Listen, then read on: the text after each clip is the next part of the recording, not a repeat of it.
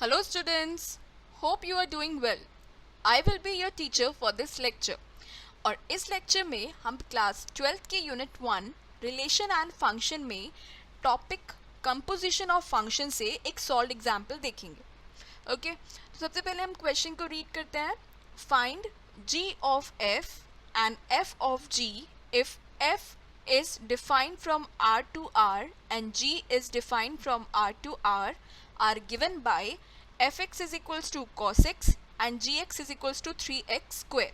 Show that g of f is not equals to f of g. Okay, तो यहाँ पे हमें क्या गिवन है? दो फंक्शंस हैं f और g. f set of real number r से r पे डिफाइन है और g भी set of real numbers r से r पे डिफाइन है. ठीक है, हमें fx बोला है कि इक्वल है cos x के और gx बोला है कि ये इक्वल है 3x स्क्वायर के. तो सबसे पहले तो हमें इन दोनों के कंपोजिशन f ऑफ g और g ऑफ f फाइंड करना है और प्रूफ करना है कि वो दोनों इक्वल नहीं होंगे. ठीक है, सबसे पहले बात करते हैं g ओ f की. ठीक है, तो g of f of x को हम क्या लिख सकते हैं? g ऑफ fx के बराबर. ठीक है, अब fx हमें कितना दिया है? cos x, तो हम इसे लिख सकते हैं g ऑफ cos x. ठीक है, अब देखो g of x 3x square है, तो g ऑफ cos x को हम क्या लिख लेंगे? 3 cos square x. Okay, similarly हम क्या लिख सकते हैं? f o g of x. इसे हम कैसे लिख लेंगे?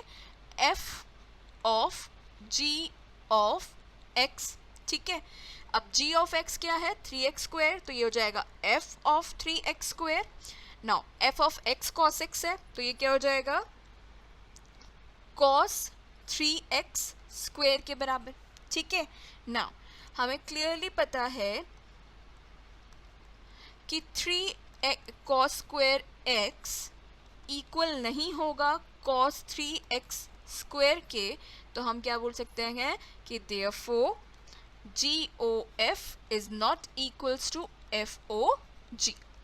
ठीक है, तो ये हुआ हमारा फर्स्ट एग्जाम्पल. नेक्स्ट एक सॉल्व एग्जाम्पल हम लेते हैं.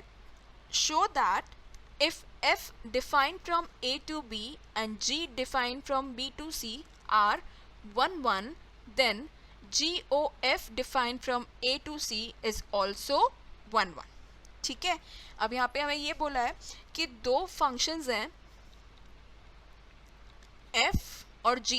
f a से b पे डिफाइन है और g b से c पे डिफाइन है, और ये दोनों क्या बोले हैं कि ये 1 1 फंक्शन है, मतलब इंजेक्टिव फंक्शन है.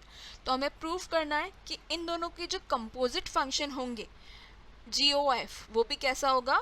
1 1. ठीक है, अब देखो हम मान लेते हैं कि GOF ऑफ x1 इक्वल है GOF ऑफ x2 के, जहाँ पे x1 और x2 किससे बिलोंग करते हैं? सेट A से.